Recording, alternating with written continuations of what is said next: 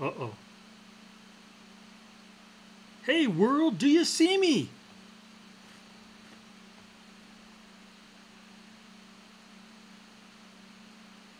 Does anybody even hear me?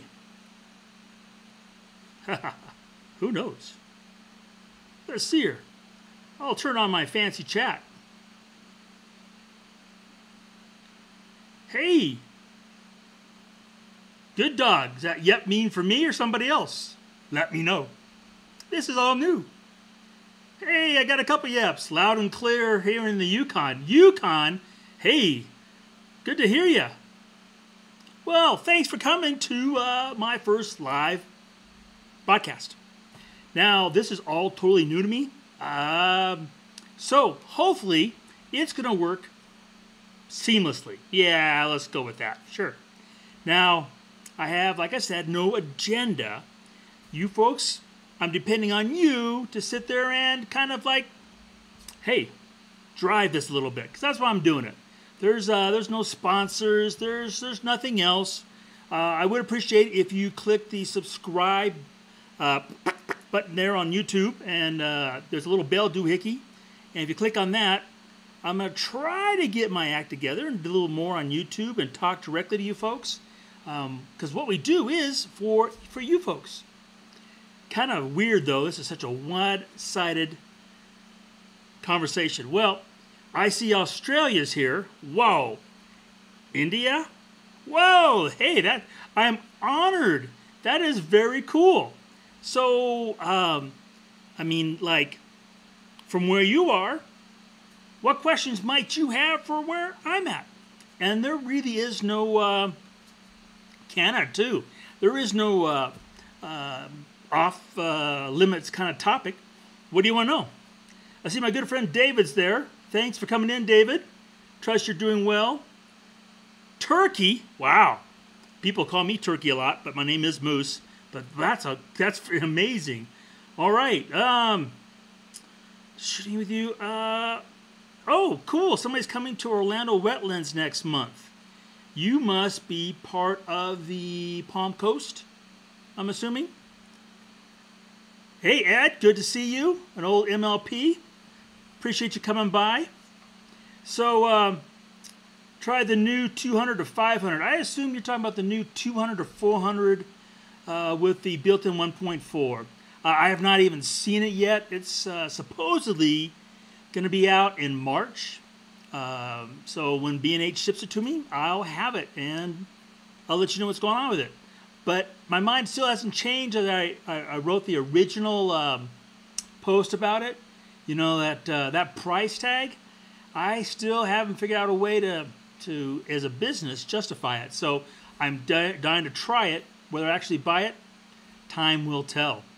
Let's see here. Now, if I keep looking over there or looking over there because I'm looking at other monitors, because otherwise I'm going to have to put on my glasses to read the small type. And no matter what I try to figure out, making this chat box bigger for us old folks, it's amazing. It looks like I've got Matt, a really, thank you, very, very nice compliment, inspired by my passion for wildlife conservation. What advice do you have making a career living out of cause-driven photography? If you're trying to make a living, as in pay your daily bills, make your nut each month, you're not going to do it in that genre, especially this day and age. Even someone who's been doing it so long as myself, trying to make it from just one thing, and that's wildlife photography, let alone conservation photography, it's pretty near impossible. For example, I send out a number of proposals all the time, trying to do this project, that project. And probably, I'm going to say 2 out of 10 proposals get, okay to the point where they actually get executed. The other 8 never even make it that far. So making a living just from that genre, very difficult. Making it just from wildlife photography, very challenging as well. You need to be diversified. Told a story a lot. So in a nutshell, I started out the same day the Gulf War started. Probably the last thing to do as a self-employed person, wildlife, is to go wildlife self-employed when that war started, because nobody wanted my pictures. So that's really the challenge. You've got to find the market and fill the hole. That's how you make it. Hope that helps in a kind of a nutshell kind of way. Hey, Michigan, good to see you. If I play with any mirrorless camera systems, you mean other than Nikon's? I have not. For a lot of reasons. First and foremost is I like big and heavy. 2, I like that big sensor. And 3, I have absolutely no problem carrying big and heavy, because so far there's only one that's going to plug onto my 800mm, and that's really kind of my baby.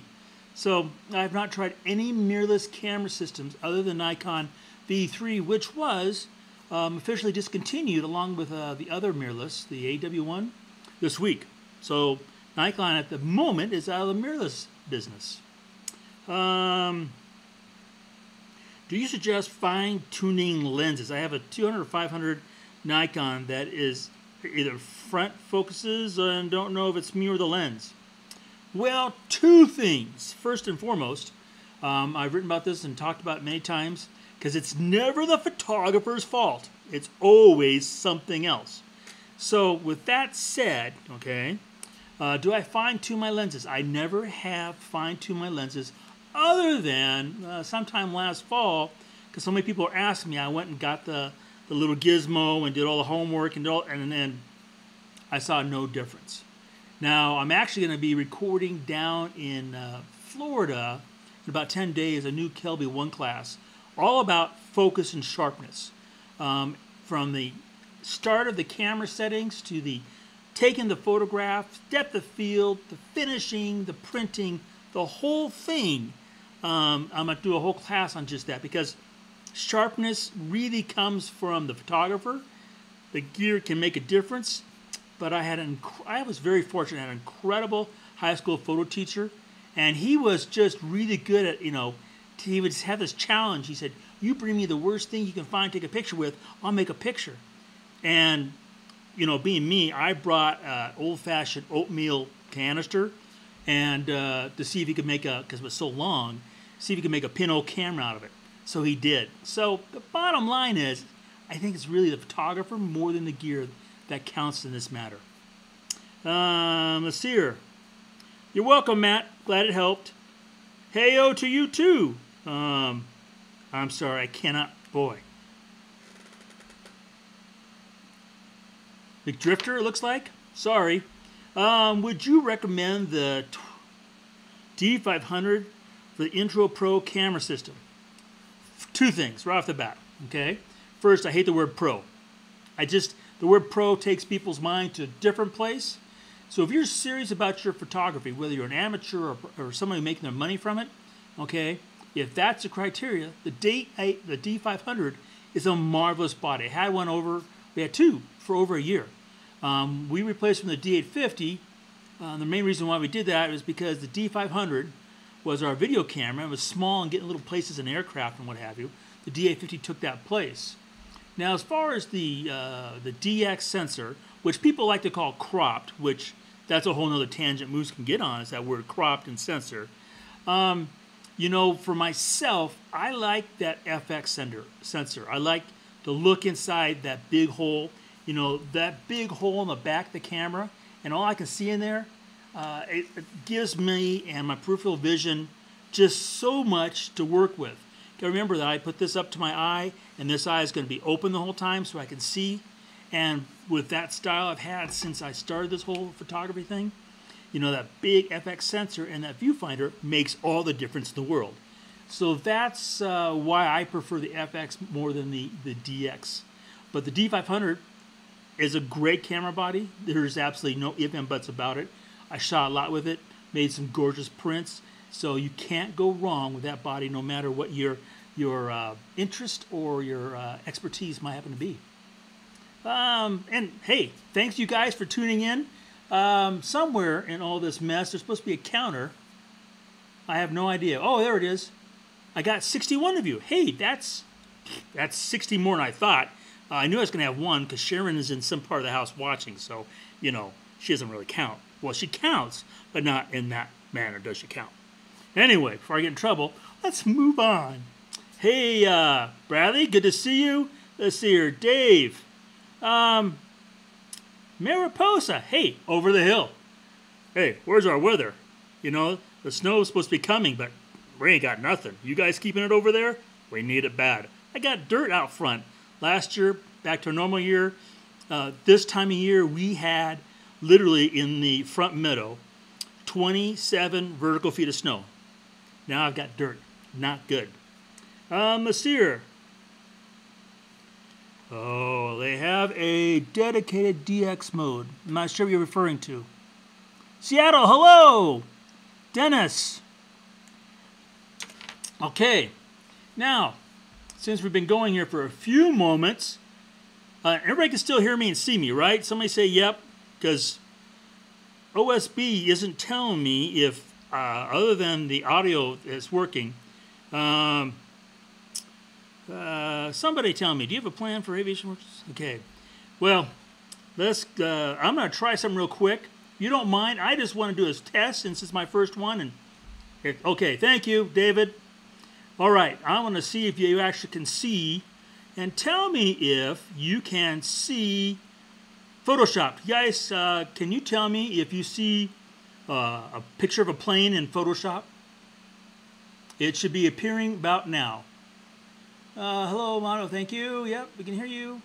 Infinity Lens, David, yes. Oh my gosh, I got it working. Oh, it's a simple joys. All right, back to it. Hey, there was a question here about, are we going to do any aviation workshops this year in 2018? Probably not, for a number of reasons. The main one is my schedule is just toast.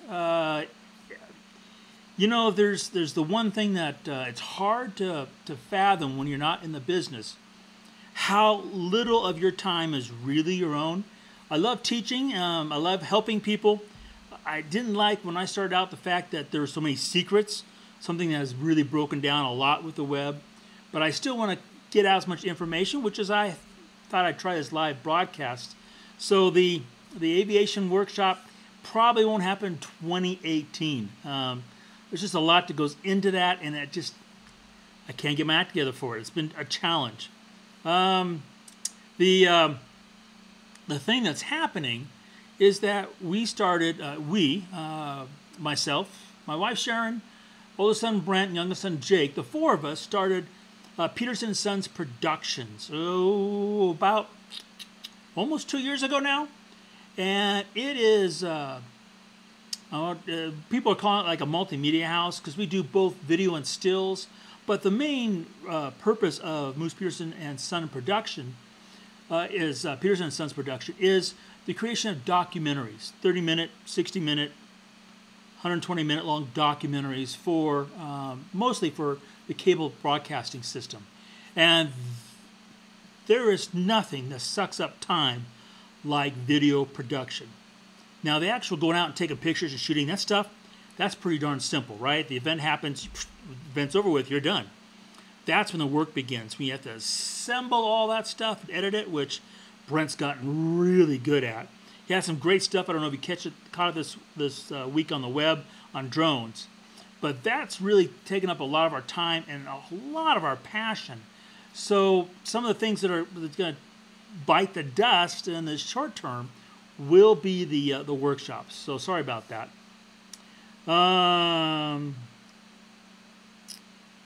Boy, I tell you, you have to get more drugs, or I have to get some way to see this seer. Thank you so much for every tip you give us. How close can you get to a wild animal, and how? How am I answer this question in a succinct time in a live broadcast? Well, you can go out there, you can find a picture of our young son Jake being kissed by a grizzly bear, as in, luck, a kiss. So you can get that kiss. I just put a picture up on Instagram this week of Dusty with a salmon. Somebody said, you must have had a long lens. I'm like, well, my wife, Sharon, was only 10 feet away from Dusty when I took the picture, and I was behind her. So how close can you get? It really comes down to understanding basic biology. It's not something you have to get a PhD for. There's lots of information on my website, MoosePeterson.com. There's a ton in my book, Captured. But in a nutshell, basic biology is understanding as best we can the basic clues the Creator's given us. And from those clues, we know we can get closer or not closer to them. So when it comes to getting close, I have a very well-earned reputation for getting as close as I want. Working with biologists for 4 decades, a lot of information's rubbed off. And at the same time, I truly believe, because the critters just don't think I'm a threat, I'm just a dork, right? And who's afraid of a dork? So they don't run, and I'm not in trouble. So that's kind of it in a nutshell. But there is more to it, and those resources I mentioned will help you. But understand this, that everything you see on my website, YouTube, Instagram, Facebook, Twitter, all those things that I've done, understand that you can do it too, okay? It's not just for me. Anybody can do this. And that's why I try to help folks, because the more we get involved, okay, and the less we're preaching to the choir and we're finding new people to preach to, for lack of better terms, the more we can affect a positive change. And that's really important to our world. The seer. I currently have it. I apologize again for these glass things. Okay. Currently own a D750 and D500. Have everyone willing to sell me a D810 for $750? Don't do it. Camera in great shape? Don't do it. Okay, point blank. You've got the D750, which is a great camera body. The D810, even for $750, you know, take that $750 and take it and go on a nice, 5-day trip and go shooting. You're not gonna. It's not worth upgrading. D750, we have 2 in the locker. Great camera. We still use them. Small, light, flexibility. That folding monitor. I mean, it rocks. Don't do it. Might be AFK for now. Doing caption for my last press job. All right. Well, thanks for dropping by. Let's see here. What else we got going? Somebody asked me about some basic finishing. So since the Photoshop is working, let's push our whole gamut here and let's see if we can make it work. All right. So there is the Photoshop. Now, what I've got here is the finished image, and what you're seeing here is the C47, right now configures a DC3 because it's civilian, that we're working on as our current documentary.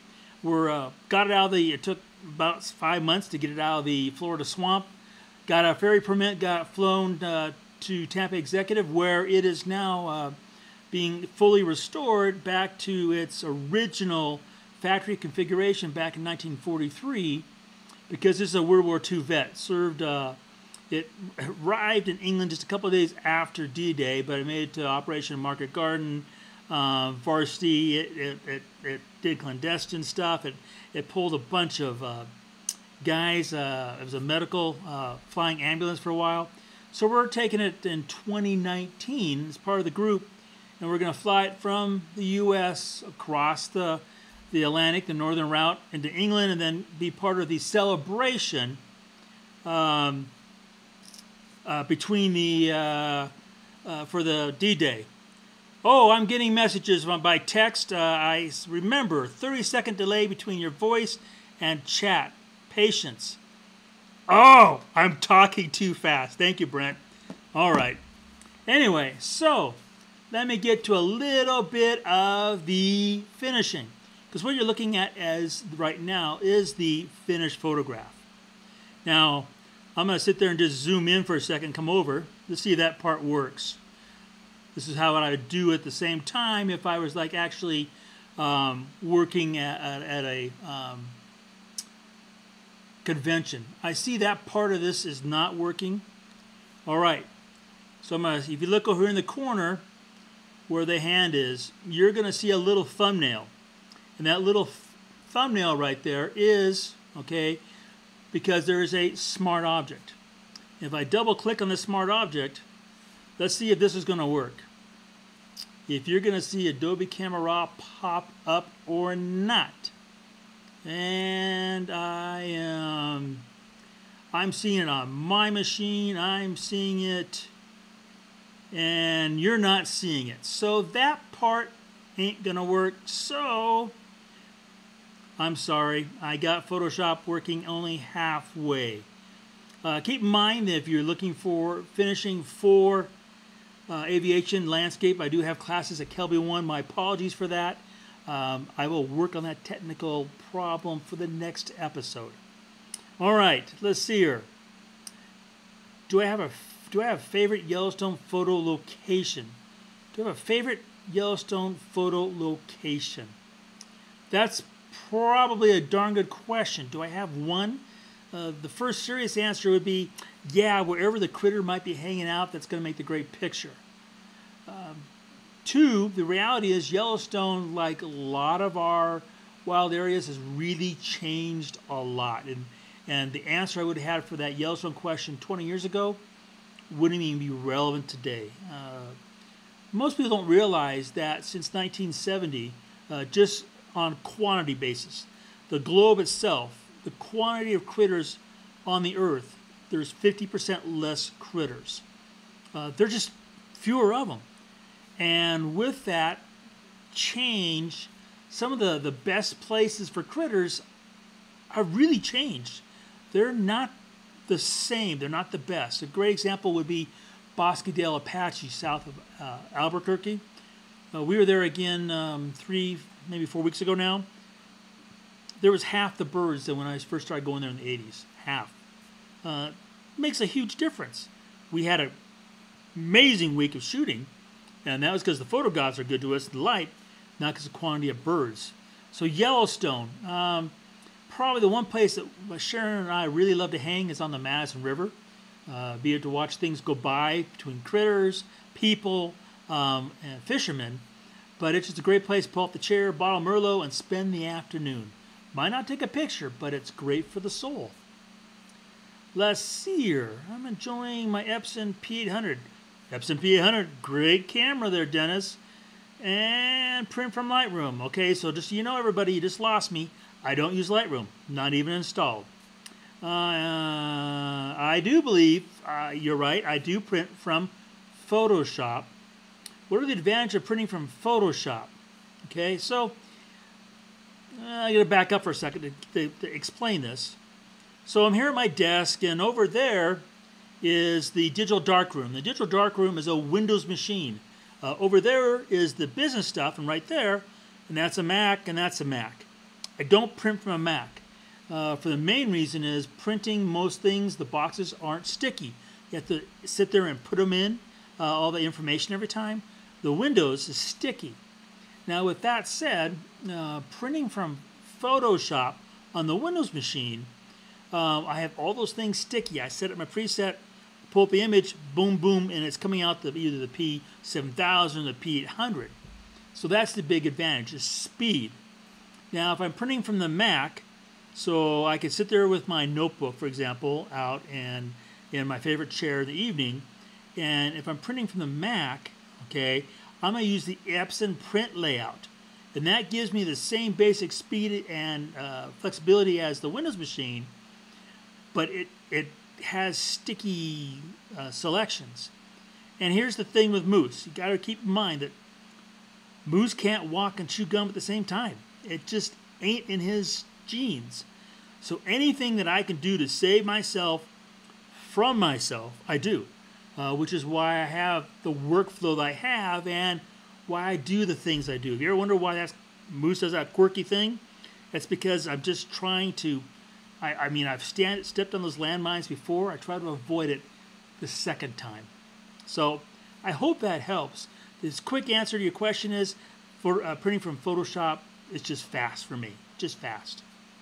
18 to 35 versus 1635. Weight and price. 1835 costs less weight, just as sharp. And as far as I'm concerned, 1635 has a tad of vignetting, shooting stills. When it comes to video, I'm going to go with the 1635 over the 1835. That's my own personal preference. Let's see here. Do I use Lightroom only? Do you use Lightroom or only Camera Raw? I'm sorry, that doesn't make sense. Lightroom is a digital darkroom processing. It does more than just camera raw. When it comes to finishing, I do everything in Photoshop. You'll see my workflow on YouTube, on the website in Kelby One. But I use Adobe Camera Raw, ACR, and that's my raw processor.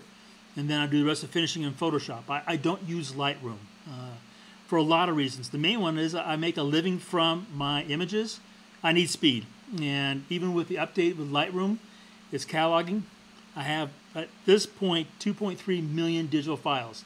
I'm not going to deal with that with Lightroom. Photo Mechanic, fast, easy, works anywhere. Okay, well, thanks. I'm glad you think it's fabulous. I hope that I'm helping folks, and I appreciate the kind words. You photograph many interesting species and habitats. What on your wildlife bucket list now?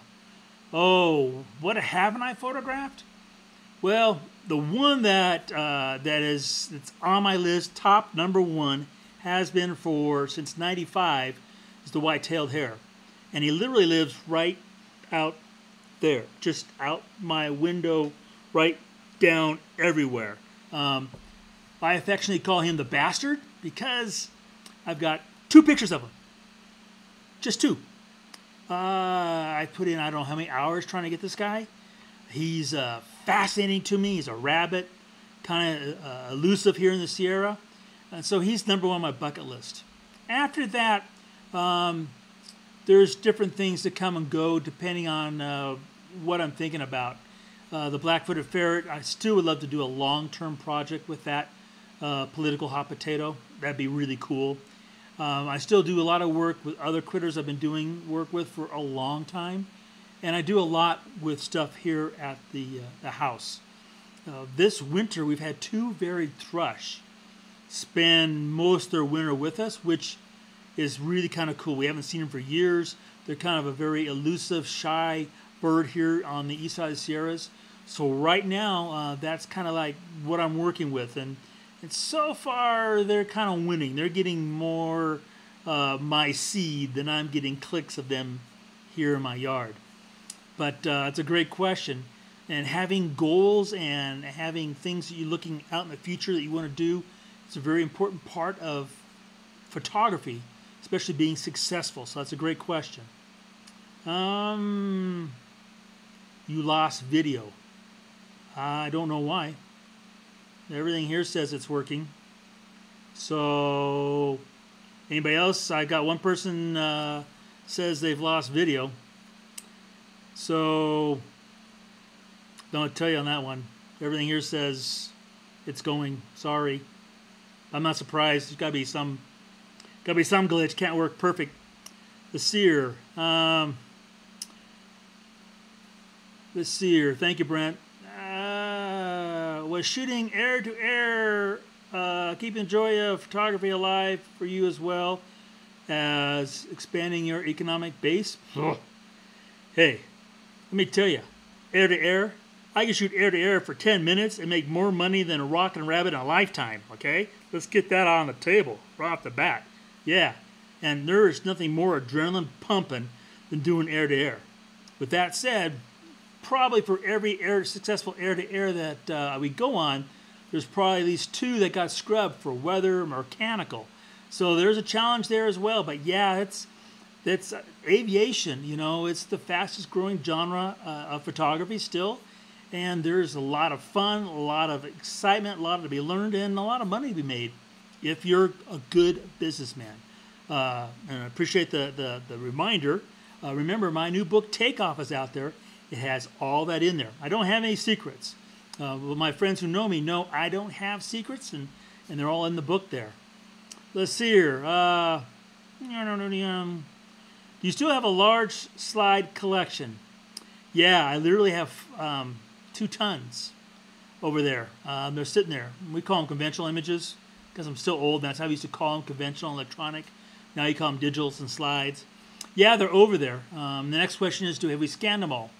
We have not. I scan them as per need by our clients.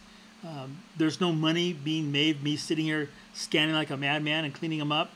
but they're sitting there, and yeah, we still have them.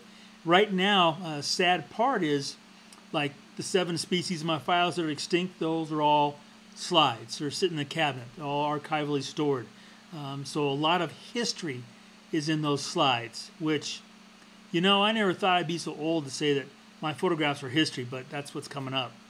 That's a good question, though. Have I ever shot a Ford Trimotor? Yeah, I've done air-to-air with them. I've done statics. I've done ground-to-air.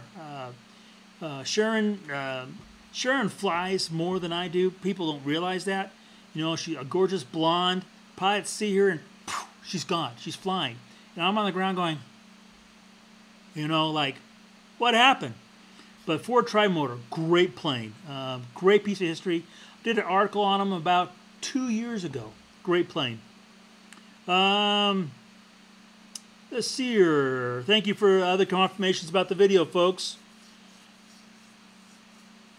You are still live here. Okay, thank you. Thank you. Let's see here. Can you please ask Nicor for a firmware update following D5 to focus peaking?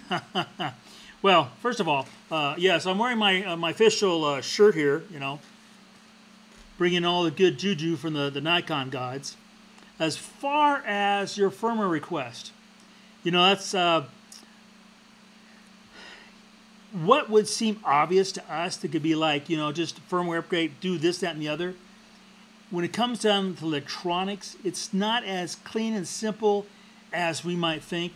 Now, I've asked these questions before, and probably 9% of the time I get the answer, and it goes, whew. Bottom line is, the firmware, you know, some of the stuff that would seem obvious to us, it's just not going to happen, and I think peak focus is one of them. Let me give you another example. The D5, we had a firmware upgrade, and we got the group horizontal and the group vertical, which I absolutely love that.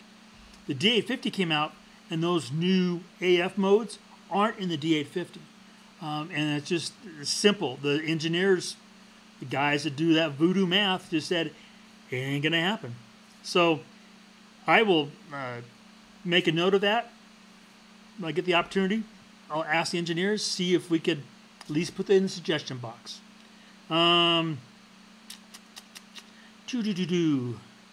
Sure missed the BT Journal. Well, yeah, we kind of do too. But you know, it's that's just the way it goes. There's we're a little thing, and Apple's a big thing. And you know, when they started saying, hey, it's going to cost you $10,000 a year just to buy the license to use InDesign to put it on the iPad, I'm like, you know, we don't have a subscriber base that's going to support that. We don't have advertisers.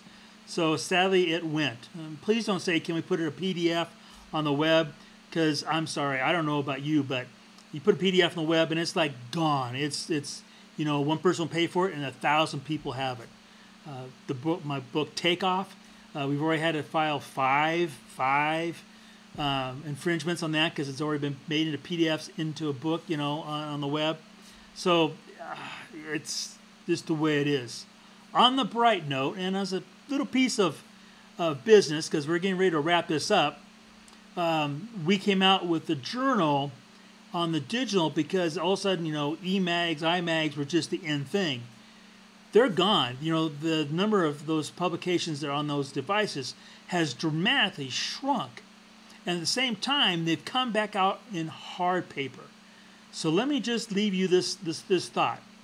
You know, the way in which you can make a business out of photography that is going to sustain you and grow with time is getting involved in the editorial marketplace, which is completely growing again. The number of magazines is vastly enlarged. That's your opportunity to get your story out there, your way of looking at the world, your photographs, and getting paid for it. And as you do that, it snowballs and it becomes more and more of a demand. It grows a bigger business, allows you to do those things you want to do. So keep in mind that editorial marketplace is still the best place to sit there and start photography and make a business that's going to last and go through all the peaks and valleys that come with the business of photography. Well, I want to thank you folks. We got a bunch of people that watch, a lot more than I thought. My plan is hopefully every other week on Thursday, I'm going to sit there and do this. But remember to watch Twitter and Facebook feeds. Maybe next week when I'm in Yellowstone, I'm going to be in the backcountry there in the snow. Maybe I can sit there and pull this out and have another one. I want to thank you all for popping in and contributing. Hopefully I get some time to go out there and meet you and maybe shoot with you. In the meantime, remember to go out and make every one of your photographs count.